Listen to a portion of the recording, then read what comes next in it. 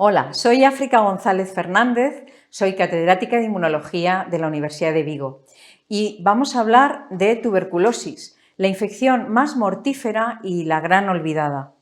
La tuberculosis es la enfermedad infecciosa causada por una bacteria, que es la Mycobacterium tuberculosis, y que tiene una distribución a nivel mundial, afectando de forma muy importante a los países en vías de desarrollo.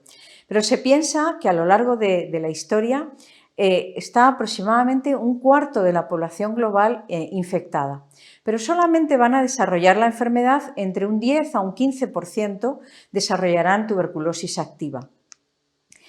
Si miramos las muertes por tuberculosis, es la enfermedad infecciosa que más mata en el mundo. Estamos hablando de 1,6 millones de personas cada año. La Organización Mundial de la Salud ha indicado que ya ha superado el año pasado el número de personas que han fallecido superior al COVID, supera al SIDA y a la malaria. Y ha habido un repunte, como se ve en la gráfica, en estos últimos años, del 2019 al 2020, ha vuelto a incrementarse esa bajada que ya se estaba experimentando de casos de muerte por tuberculosis en el mundo. Lo más paradójico es que hay tratamiento y ese tratamiento es barato. Lo que pasa es que no está llegando a estos países. Hay también una vacuna, que es la vacuna BCG, del bacilo Calmette-Guerin, pero no es tan eficaz para las formas más frecuentes de tuberculosis, que es la tuberculosis pulmonar. ¿Y qué ocurre en Galicia? Pues en Galicia, en los últimos 20 años, y gracias a las unidades de tuberculosis, que están distribuidas en las distintas capitales de provincia, nos hemos encontrado que va reduciéndose el número de personas infectadas con tuberculosis, pero también se ha vuelto a incrementar tras el COVID, y además Galicia es una de las regiones de España que tiene más alta tasa de incidencia de tuberculosis. Tiene el doble de incidencia que la media nacional. Por tanto, estamos ante un problema importante. Si vemos el espectro de la tuberculosis, tendríamos por una parte las personas sanas que no se han infectado de tuberculosis. En el otro extremo tendríamos a los pacientes enfermos de tuberculosis y en medio aquellos que cuando se les hace la prueba de tuberculina, esa prueba es positiva y se conoce como infectados latentes. Se infectaron de la bacteria, pero puede ser hace mucho tiempo o de forma reciente. Y podríamos tener dos grupos, unos que son semejantes a los sanos y otros que serían más semejantes a los enfermos, estarían en esa transición hacia desarrollar la enfermedad. ¿Cómo diferenciar estos dos grupos? Es uno de los problemas que hay ahora mismo. Podemos ir a buscar técnicas de diagnóstico. ¿Cómo se diagnostica la tuberculosis? Bueno, se hace una prueba, la prueba de la tuberculina, el test cutáneo, donde se inyectan antígenos de la micobacteria y al cabo de los días, un día, 2 días, aparece una induración, un nódulo que se puede medir. También hay técnicas de detección en sangre buscando la presencia de células de memoria que producen una sustancia que se puede medir y que esto hace una equivalencia con la cantidad de linfocitos de memoria frente a la tuberculosis. Hay también la búsqueda de la bacteria. Podemos hacer estudios microbiológicos, bien cultivando la bacteria o también amplificando, por medio de técnicas de PCR, amplificando los ácidos nucleicos. Y otras pruebas complementarias, como por ejemplo los rayos X, para detectar las lesiones pulmonares que la bacteria produce. El problema es que todas estas técnicas de diagnóstico tienen limitaciones. Por una parte, los pacientes con tuberculosis tienen el test cutáneo positivo, el esputo habitualmente también es positivo y tienen síntomas. Una vez que una persona tiene tuberculosis, se le pone un tratamiento para curar la enfermedad. Pero, ¿qué pasa con el resto de personas que tienen tuberculosis latente? Es todo un espectro. Hay gente que es totalmente sana, que a lo mejor se infectó hace mucho tiempo, el cultivo de esputo es negativo, no tienen síntomas. ¿Cómo podemos diferenciar en estas personas con tuberculosis latente aquellas que van a poder desarrollar la tuberculosis de aquellos que no lo van a hacer? Pues el problema es que a cualquier persona que aparece como un contacto de tuberculosis con tuberculosis latente se da tratamiento preventivo durante 6 meses.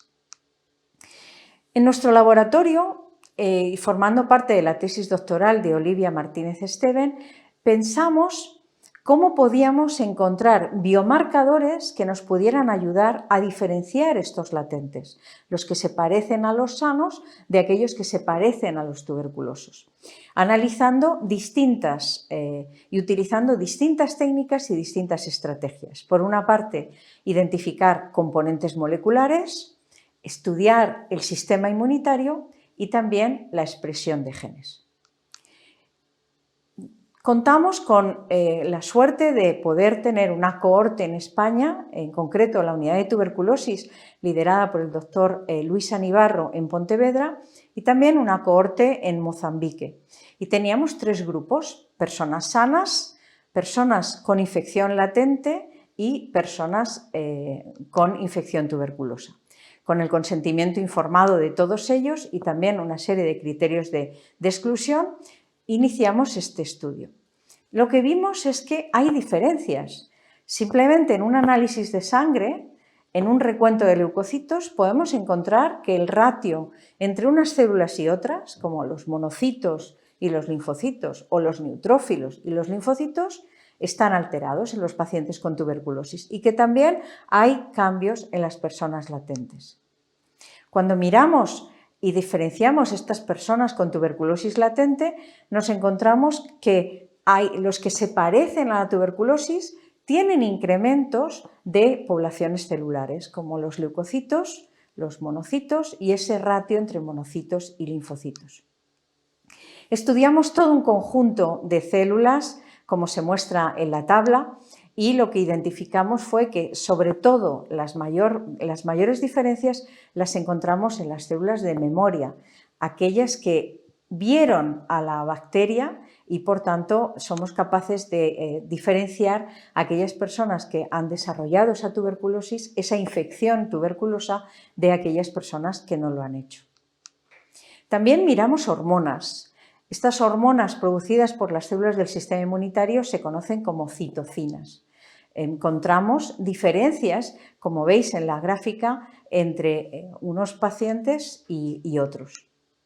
Estas diferencias se analizaron no solamente en suero, sino también en saliva, encontrando bastantes diferencias, y en esputo. Entonces, todos estos biomarcadores, junto con el estudio de expresión de genes, encontramos un patrón de estas personas latentes que, sin síntomas y sin tener ninguna patología, se parecen mucho a las personas que tienen ya la tuberculosis activa. Encontramos una expresión de genes característica en células en sangre con un recuento sanguíneo estudiando las células convencionales como son los monocitos, los neutrófilos y los linfocitos, vemos diferencias y también hemos encontrado diferencias en esas hormonas denominadas citocinas. Por tanto, este estudio nos ha permitido definir también un perfil tuberculoso, tanto en las células como en distintas rutas, analizando los genes que tienen estos pacientes en su sangre periférica. Hemos encontrado diferencias también en esas citocinas y también en los anticuerpos. Todo esto lo que nos lleva es que hemos encontrado diferencias entre las personas infectadas latentes que se parecen a los sanos, que son la mayoría, el 80%, y habría una pequeña población que ya sería semejante a los enfermos, estarían seguramente en esa transición a desarrollar la enfermedad, y el identificar estas dos poblaciones serviría para dar tratamiento solamente al grupo que lo necesita. Este estudio ha sido desarrollado en la Universidad de Vigo, en el Centro de Investigaciones Biomédicas, como decía, formando parte de la tesis de Olivia Martínez Esteven, y lo único transmitir de nuevo que la tuberculosis, no olvidemos que sigue siendo la infección más mortífera y la gran olvidada. Muchas gracias.